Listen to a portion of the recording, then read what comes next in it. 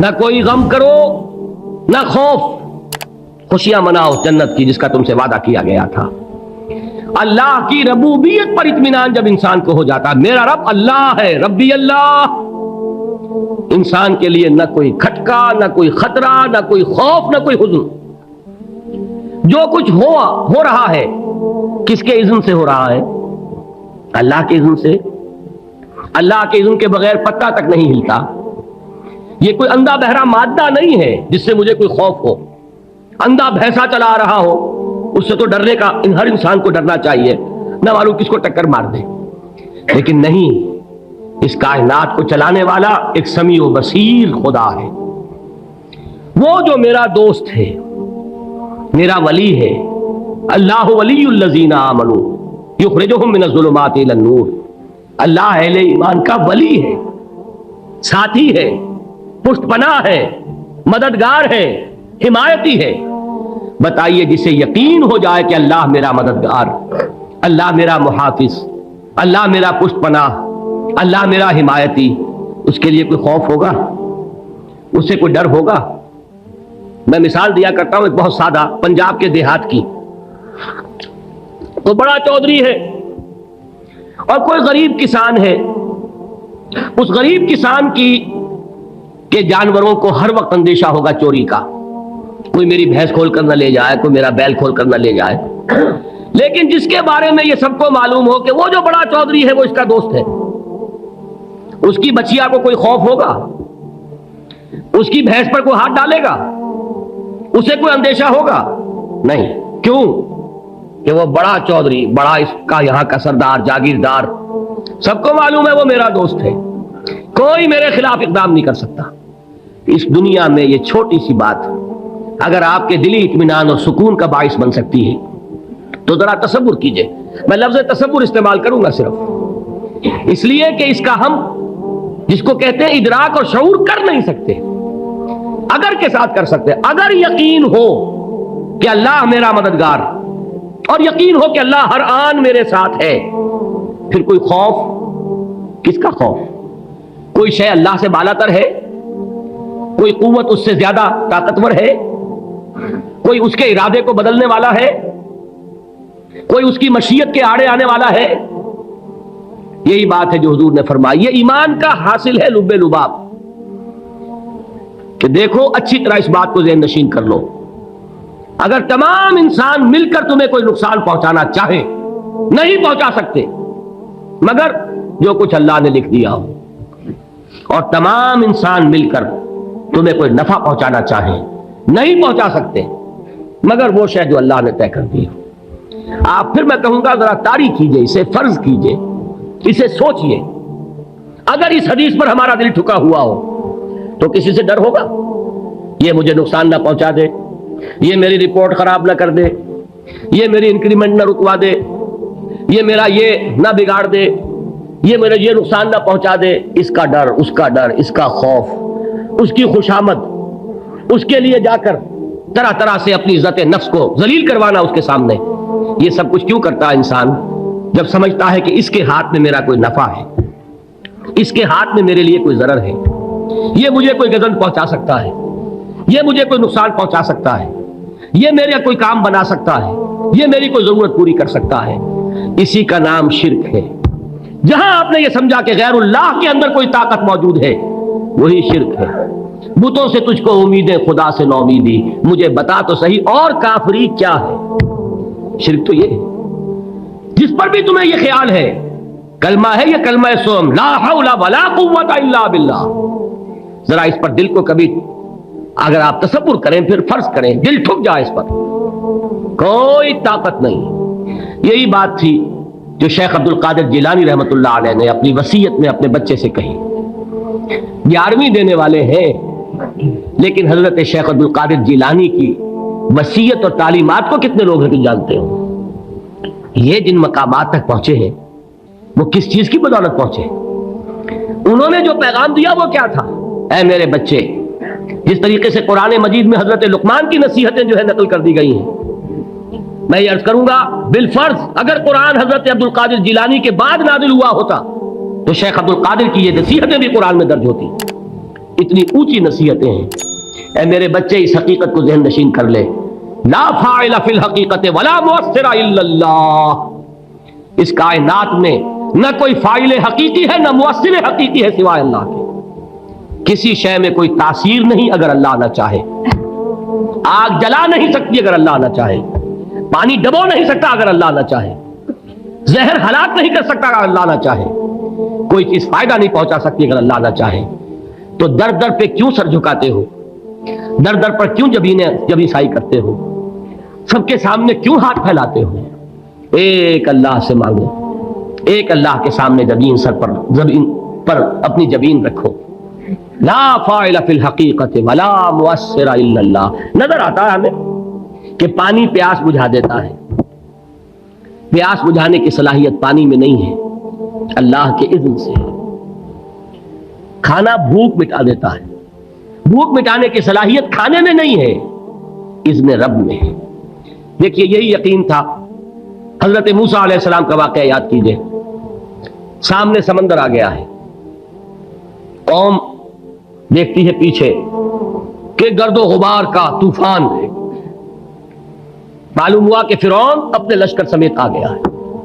لشکر جب چلتا تھا تیز رفتاری کے ساتھ تو گرد و غبار کا جو طوفان اٹھتا تھا اس کا تصور کیجیے. اور لمحہ بلمحہ وہ قریب آ رہا ہے. پوری قوم نے کیا کہا؟ اے موسیٰ انا لمدرکون, اے موسیٰ ہم کو پکڑے گئے. قرآن مجید میں تو یہاں وہ باتیں نہیں لکھی ہیں, لیکن تورات میں یہ درج ہے کہ بنی اسرائیل جھگڑنے لگے, دست و گریبان ہو گئے موسیٰ کے ساتھ. موسیٰ ہمیں یہاں مروایا لا کر, اس سے تو ہم ہی بہتر تھے. وہاں کھانے کو ملتا تھا, زندگی تو تھی, بیگار ہم کر رہے تھے, موت تو نہیں تھی. اب جو کچھ ہوگا اس کا تصور کرو, جس طریقے سے ہمارے ٹکڑے اڑائے جائیں گے. تو لڑ رہے ہیں حضرت موسیٰ علیہ السلام سے. یہ تورات کی تفصیل ہے. قرآن میں صرف اتنا آیا ہے, پریشان ہو کر انہوں نے کہا انا لمدرکون, موسیٰ ہم تو پکڑے گئے. اس وقت موسیٰ کا جواب کیا ہے؟ کلا ان معی ربی سیہدین. نہیں, میرے ساتھ میرا رب ہے, وہ راستہ دے گا. بتائیے کہاں راستہ نظر آ رہا ہے؟ یہ ہے ایمان بالغیب. راستہ نظر نہ آئے تب اللہ پر یقین ایمان ہے. جیب میں پیسے ہوں اور تب دل کو اطمینان ہے, تو ایمان کس پر ہوا؟ پیسے پر, اللہ پر نہیں. جب وسائل و ذرائع نہ ہو اور پھر یقین ہو کہ اللہ مسبب الاسباب ہے, وہ اسباب کا پابند نہیں ہے, وہ اسباب کا محتاج نہیں ہے, اسباب اس کے محتاج ہیں. اگر یہ یقین ہے تو اللہ پر ایمان ہے, یہ نہیں ہے تو تمہارا ایمان اسباب پر ہے, وسائل پر ہے, ذرائع پر ہے, مادیات پر ہے, اللہ پر نہیں. اس وقت کہاں راستہ تھا؟ کوئی راستہ تھا؟ سمندر ہے اور ادھر سے لشکر آ گیا ہے. کلا ان معی ربی سیہدین. اب دیکھیے ایمان کہہ دینا آسان ہے, ہوا معکم اینما کنتم, جہاں کہیں بھی تم ہوتے ہو اللہ تمہارے ساتھ ہوتا ہے. لیکن اس کا یقین قائم ہو جائے تو زمین و آسمان کا فرق واقع ہو جائے. یہی بات ہوئی حضور کے ساتھ. غار ہے, چھپے ہوئے ہیں محمد الرسول اللہ اور آپ کے وہ یار غار ابو بکر صدیق رضی اللہ تعالی عنہ. اقبال نے حضرت ابو بکر کی شان میں چند اشعار کہے صرف, لیکن واقعہ یہ ہے کہ بھاری بھاری نظموں پر اور قصیدوں پر بھاری ہے. طویل ترین نظمیں اور قصیدے ہوں ان پر بھاری ہے. ہمتیں ابو بکر کی ہمت جو ہے, کشت ملت را چو ابر, جیسے بارش سے کھیتی اپجتی ہے, ابو بکر کی ہمت اور عظیمت اس امت کو اسی طرح سینچنے والی ہے. ثانیے اسلام و غار و بدر و قبر, وہ دوسرے تھے اسلام میں, دوسرے. پہلے کون تھے؟ انا اول المومنین, حضور فرماتے ہیں سب سے پہلا ایمان لانے والا میں. دوسرے ابو بکر. ویسے ہمارے ہاں یہ چلتا ہے اختلاف, حضرت علی پہلے ہیں کہ حضرت ابو بکر پہلے ہیں, لیکن اس میں بڑی خوبصورت تطبیق قائم کی ہے علماء نے, اور بہت صحیح ہے. چار کے بارے میں فیصلہ ہی مت کرو کہ کون پہلے ہے. ان کی ایک عجیب تقسیم کر دی ہے. آزاد مردوں میں, بالغ مردوں میں سب سے پہلے ابو بکر, بچوں میں سب سے پہلے علی, خواتین میں سب سے پہلے خدیجہ, اور غلاموں میں سب سے پہلے زید ابن حارثہ. بڑی پیاری تقسیم ہے، یہ چاروں ہی پہلے ہیں، ہر ایک کے لیے اولیت ہے۔ اور واقعہ یہ ہے کہ اگر زمانی اعتبار سے تعین ہوگا تو پہلے خدیجۃ الکبریٰ آئیں گی رضی اللہ تعالیٰ عنہ، کسی اور سے بات کرنے کی نوبت بعد میں آ سکتی ہے، پہلے تو اہلیہ محترمہ سے بات ہوئی، آتے ہی پہلی وحی ہوئی ہے، ابھی تبلیغ کا حکم نہیں تھا، کس کو بتایا واقعہ؟ ابھی اپنی نبوت کی تبلیغ کا تو حکم ہی نہیں آیا، واقعہ کس کا ہے؟ وہ خدیجہ کا ہے۔ جب کہا ہے کہ خشیت علی نفسی، مجھے اپنی جان کا اندیشہ ہے، تو کیا جواب دیا خدیجہ نے رضی اللہ تعالی عنہا؟ وہ صدیقۃ الکبریٰ ہے، صدیقات جو ہے خواتین ان میں چوٹی پر خدیجۃ الکبریٰ ہے رضی اللہ تعالی عنہا، اور صدیق جو مرد ہیں ان میں صدیق اکبر ہے ابو بکر صدیق رضی اللہ تعالی عنہ، لیکن صدیقات میں چوٹی پر۔ جب حضور نے فرمایا خشیت علی نفسی، کیا فرمایا، کیا عرض کیا، کیسے تسلی دی؟ نہیں، اللہ آپ کو ضائع نہیں کرے گا، آپ غریبوں کے ہمدرد ہیں، آپ مساکین کے تکالیف رفع کرنے والے ہیں، آپ بیواؤں کی سرپرستی کرتے ہیں، آپ مسافروں کی خدمت کرتے ہیں، اللہ آپ کو ضائع نہیں کرے گا، یہ یقین ہے اس خاتون کے اندر۔ خیر وہ ایک علیحدہ بات ہو جائے گی، میرے دل پر حضرت خدیجہ رضی اللہ تعالیٰ عنہ کی شخصیت کا بڑا گہرا نقش ہے، جو وہ کوئی اور ہی وقت اور موقع ہوا تو بیان ہوگا۔ بہرحال اقبال نے ایک مصرے میں جو 4 اولیتیں جمع کر دی ہیں، ہمتیں او کشت امت را چو ابر، ثانی اسلام و غار و بدر و قبر۔ اسلام میں حضور کے بعد پہلے کون؟ ابو بکر۔ غار میں حضور کے ساتھ کون؟ ابو بکر۔ بدر کی رات اللہ کا رسول سر بسجود، وہ جھاڑ، وہ گھاس پھوس کی جو جھوپڑی بنائی گئی تھی، اور وہاں تلوار ننگی لے کر پہرا دینے والا کون؟ ابو بکر۔ اور اس حجرہ عائشہ میں محمد کے بعد سب سے پہلے دفن ہونے والا کون؟ ابو بکر رضی اللہ تعالی عنہ صلی اللہ علیہ وسلم۔ وہ جو معاملہ میں سنا رہا تھا غار ثور کا، حضرت ابو بکر بھی حضور کے خیال سے لرز گئے ہیں۔ آپ کو یاد ہوگا کہ جا کر پہلے تمام جتنے سوراخ تھے انہیں بند کیا ہے، ایک سوراخ رہ گیا تھا جس کو بند کرنے کے لیے کوئی کپڑا نہیں تھا، وہاں اپنی ایڑی رکھی ہے، تب کہا ہے حضور سے تشریف لائیے، اور اپنے زانو پر حضور کو لٹایا ہے، اور وہاں کسی موذی جانور نے کاٹا ہے، حضور کی آنکھ لگ گئی تھی، اس وقت اس بل کے اندر جو بھی بچھو ہے کیا ہے واللہ عالم، اس نے کاٹا ہے، اس کی تکلیف کی وجہ سے ابو بکر کی آنکھوں سے آنسو ٹپک گئے ہیں، حضور کے چہرے مبارک پر پڑے ہیں، تو حضور جاگے ہیں، معاملہ کیا ہے؟ ایڑی نہیں ہٹائی وہاں سے، مبادا وہ جانور وہاں سے نکل کر محمد الرسول اللہ کو کوئی گزن پہنچا دے، ابو بکر کی ایڑی ہے، جس طرح چاہے کھا لے، ختم کر دے، جان نکل جائے تب کوئی آنچ آئے محمد پر تو آئے، لیکن جیتے جی نہیں۔ وہ ہے ابو بکر حضور کے خیال سے۔ اس وقت حضور نے پھر اپنا لعاب دہن لگایا ہے، اور اس سے پھر آپ کی تکلیف ختم ہوئی۔ جیسے خیبر میں حضرت علی کی آنکھ دکھ رہی تھی، اس کو جو شفا حاصل ہوئی ہے وہ بھی حضور کے لعاب دہن سے ہوئی۔ تو بہرحال اس وقت انہوں نے کہا ہے کہ اے نبی یا رسول اللہ، اگر اس وقت ان میں سے کسی نے غیر ارادی طور پر بھی اپنے قدموں کی طرف جھانک لیا تو پکڑے جائیں گے۔ کیا جواب تھا اللہ کے رسول کا؟ لا تحزن ان اللہ معنا، اللہ ہمارے ساتھ ہے، کیوں گھبراتے ہو ابو بکر؟ یہ ہے ایمان باللہ، میرا مالک اللہ، میرا رازق اللہ، میرا محافظ اللہ، میرا مددگار اللہ، میرا پشت پناہ اللہ، میرا دوست اللہ۔ یہ دوستی ہے اللہ کی جو لب لباب ہے، حاصل ہے ایمان کا، اسی کا نام ولایت ہے۔ اولیاء اللہ کے سروں پر سینگ نہیں ہوتے، جس کے دل میں ایمان راسخ ہو چکا ہو وہی اللہ کا ولی ہے، جسے اللہ پر یقین ہو چکا ہے وہی اللہ کا ولی ہے، جسے یقین ہے اللہ میرے ساتھ ہے، میرا مددگار، میرا پشت پناہ، میرا ساتھی، میرا دوست، میرا محبوب، میرا محب۔ اللہ اہل ایمان سے محبت کرتا ہے۔ واللہ یحب الصادقین، ان اللہ یحب الذین یقاتلون فی سبیلہ صفا کانہم بنیان مرصوص۔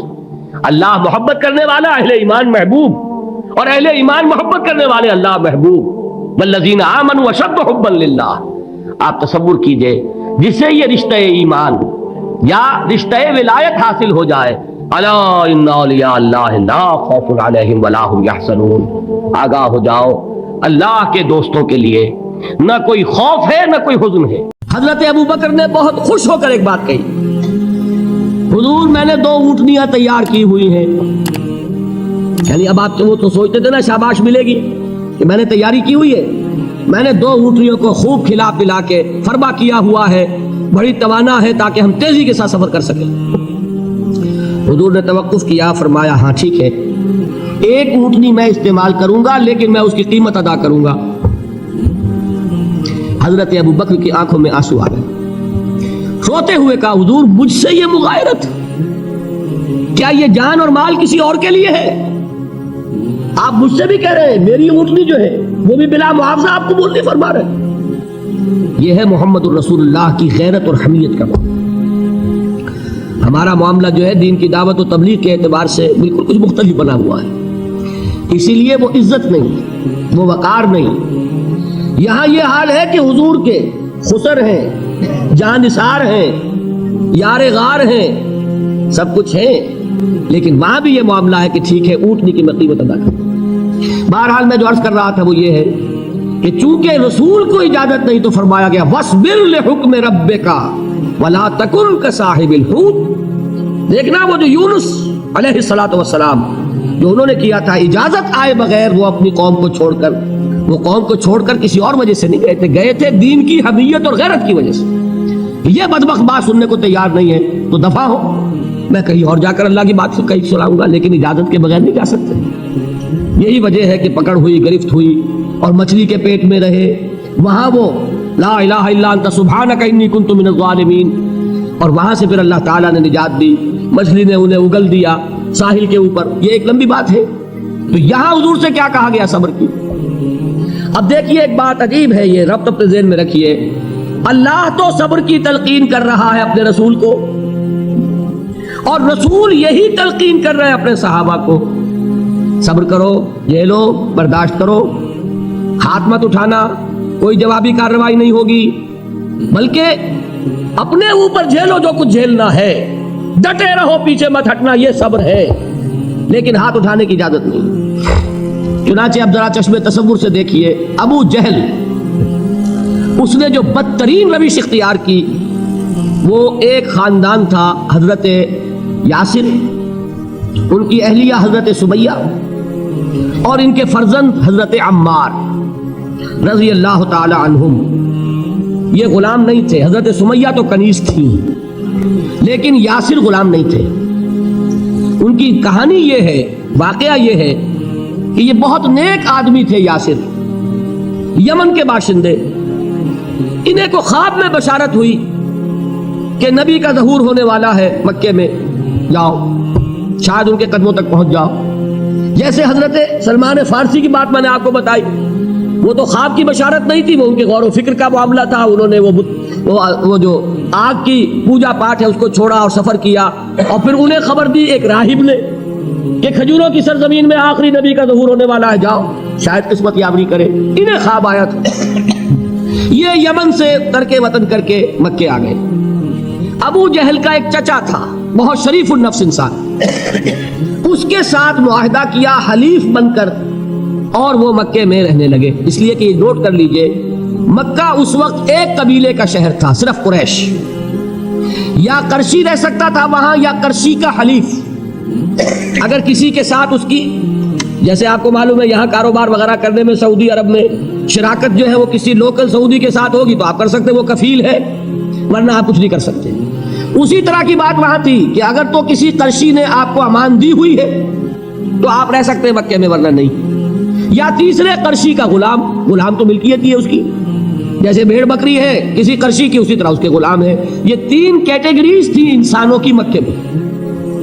اسی کو نوٹ کیجئے کہ جو بیچارے غلام تھے وہ سب سے زیادہ ستائے گئے, اس لیے کہ غلاموں کے تو حقوق ہی کوئی نہیں تھے. ان کو تو اگر کوئی شخص اپنے غلام کو ذبح کر دیتا تھا تو بھی کوئی پوچھنے والا نہیں. بالکل ایسے ہی ہے نا, آپ کی بکری آپ نے ذبح کی, گوشت کھا لیا, کوئی آپ سے کوئی پوچھ سکتا ہے؟ جب ملکیت ہے, آپ کی بکری آپ کی تھی, آپ نے ذبح کر دی. غلام آپ کی ملکیت تھا, آپ نے ختم کر دیا. کوئی اس میں جرم نہیں, کوئی باس پرس نہیں. یہ تھا حال غلاموں کا. بلال غلام تھے, ابو فقی غلام تھے, زنیرہ ایک کنیز تھی. ان کو جو ماریں پڑی ہیں اس کا آپ کو معلوم ہے. حضرت بلال کے ساتھ جو کچھ امیہ ابن خلف نے کیا, کہ جس طریقے سے کہ حیوانوں کی لاشیں جو ہے کھینچ کر گھسیٹ کر لے جائی جاتی ہیں، ان کی گردن میں رسی ڈال کر گھسیٹتے، اسی طریقے سے حضرت بلال کے گردن میں رسی ڈال کر پھر دوپہر کے وقت مکے کی سنگلاخ گلیوں کے اندر گھسیٹا جاتا تھا۔ نیچے زمین جل رہی ہے توے کی طرح، اور ویسا بھی ہوتا تھا کہ چت لٹا دیا، اوپر سے وہ آگ مکے کا کہ سورج جو ہے ذرا نوٹ کیجئے، آگ برسا رہا ہے، نیچے زمین توے کی طرح جل رہی ہے، اور ایک بھاری سل بھی لا کر جو ہے سر پر رکھ دی، چھاتی پر رکھ دی گئی ہے کہ آواز نہیں نکل رہی، جھاگ نکل رہے ہیں منہ سے، لیکن اس حال میں بھی احد احد احد، ایک ایک اللہ، قل هو اللہ احد، الفاظ نکل رہے ہیں۔ یہ ہے وہ صبر، یہ ہے وہ صبر، صبر علی الابتلاء، صبر علی الایذاء، یہ ابتلاء اور ایذاء پر صبر ہے، جھیلو برداشت کرو، اس توحید پر قائم رہو، محمد کی رسالت کے اقرار کرتے رہو صلی اللہ علیہ وسلم، لیکن ہاتھ نہیں اٹھانا۔ اب میں آپ کو بتا رہا تھا یہ تو غلام تھے، یہ جو تھے یاسر، یہ حلیف تھے، غلام تو نہیں تھے نا۔ البتہ وہ ابو جہل کے چچا کی کنیز تھی یہ سمیہ، انہوں نے اجازت لے کر ان سے نکاح کر لیا، یہ تو کنیز رہیں گی۔ بیٹا جو ہوا وہ بھی ایک طرح سے جب کنیز زیادہ ہے تو غلام ہو گیا، عمار ابن یاسر۔ وہ جو شخص تھا بہت شریف النفس ابو جہل کا چچا، وہ مر گیا، اب ابو جہل جو ہے اس خاندان کا سربراہ ہے، لہذا یہ تینوں جو افراد ہیں وہ اس کے رحم و کرم پر ہے۔ یاسر کو بھی پروٹیکشن اگر ہے تو ابو جہل کی ہے، ابو جہل جو چاہے کرے، اور سمیہ تو کنیز ہے ہی، اس کا تو کوئی حق ہے ہی نہیں، جو چاہے کرے، اور عمار ان دونوں کا بیٹا ہے، لہذا بدترین معاملہ کیا ابو جہل نے ان تین افراد کے ساتھ۔ حضرت سمیہ کے ساتھ جو کچھ کیا گیا ہے آپ اس کا تصور نہیں کر سکتے۔ بالآخر جو شہید کیا ہے حضرت سمیہ کو، ایذائیں دے دے کے، سسکا سسکا کے، ان کے جسم کے نازک حصوں کو جلا کے، داغ دے کر، کہتا کیا تھا، ایک دفعہ کہہ دو کہ میرا جو یہ بت ہے یہ بھی الہ ہے، مان لو میں چھوڑ دوں گا، تنگ آ گیا، کسی طریقے سے ایک دفعہ کہہ دو پھر میں چھوڑ دوں گا۔ لیکن یہ میاں بیوی حضرت یاسر اور حضرت سمیہ رضی اللہ تعالی عنہما، یہ ہے ثبات، یہ ہے صبر، یہ ہے استقلال، ایک مرتبہ بھی کہنے کے لیے تیار نہیں، جو چاہو کر لو، اب ہم تو اس سے پیچھے نہیں ہٹے۔ تنگ آ کر اس نے حضرت سمیہ کی تو شرمگاہ میں برچھا مارا اور شہید کیے۔ حضرت یاسر کے بارے میں ایک روایت یہ ہے، ستا ستا کے، تنگ کر کر کے، آخر کار جو ختم کیا، انہیں شہید کیا کس طرح، 4 سانڈ اونٹ جوان، ان سے رسے باندھے، ایک رسے سے ایک بازو باندھا، دوسرے سے دوسرا بازو باندھا، تیسرے سے ایک ٹانگ باندھی، چوتھے سے دوسری ٹانگ باندھی، اور چاروں کو دوڑایا ہے کہ جسم کے پرکھتے ہوئے۔ اس حال میں کیا ہو رہا تھا وہ میں بتا رہا ہوں کہ اللہ تو تاکید کر رہا ہے اپنے نبی کو، اصبر وَلِرَبِّكَ فَاصْبِرْ وَاصْبِرْ عَلَىٰ مَا يَقُولُونَ وَاصْبِرْ وَمَا صَبْرُكَ إِلَّا بِاللَّهِ وَاصْبِرْ لِحُكْمِ رَبِّكَ وَلَا تَكُنْ كَصَاحِبِ الْحُوتِ۔ اس وقت سامنے سے حضور گزرتے تھے جبکہ آل یاسر کے ساتھ یہ معاملہ ہو رہا ہے، کیا فرماتے تھے، اصبروا یا آل یاسر فَإِنَّ مَوْعِدَكُمُ الْجَنَّةُ، اے یاسر کے گھر والوں صبر کرو، جھیلو، اس لیے کہ تمہارے وعدے کی جگہ جنت ہے۔ اللہ تعالیٰ ادھر آنکھ بند ہوگی ادھر جنت میں تمہارا داخلہ ہو جائے گا۔ یہ ہے تواصوا بالصبر، والعصر ان الانسان لفی خسر۔ یہ تواصوا بالصبر پر کون عمل کر رہا ہے؟ محمد الرسول اللہ صلی اللہ علیہ وسلم۔ اس میں بھی ایک بات ہے، وہ بھی سمجھ لیجئے، دین میں جہاں عظیمت ہے رخصت کا پہلو بھی ہے۔ یہ جو نوجوان تھے، یہ بوڑھے والدین کا تو وہ مقام ہے، یہ رتبہ بلند ملا جس کو مل گیا، ہر مدعی کے واسطے دار و رسم کہاں؟ حضرت سمیہ اور حضرت یاسر۔ نوٹ کیجئے، میں ایک اعتبار سے کہا کرتا ہوں، سید الشہداء یہ بنے کہ نہیں بنے، ان کو جو فوقیت حاصل ہوئی، الفضل للمتقدمین، سب سے پہلی جان دینے والی یہ خاتون، اور سب سے پہلی جان دینے والا اللہ کے لیے، توحید کے لیے، محمد کی رسالت کے لیے صلی اللہ علیہ وسلم، دے تو بھی محمد کی صداقت کی گواہی۔ یہ صداقت کی گواہی دیتے ہوئے انہوں نے اپنی جانیں دے دی۔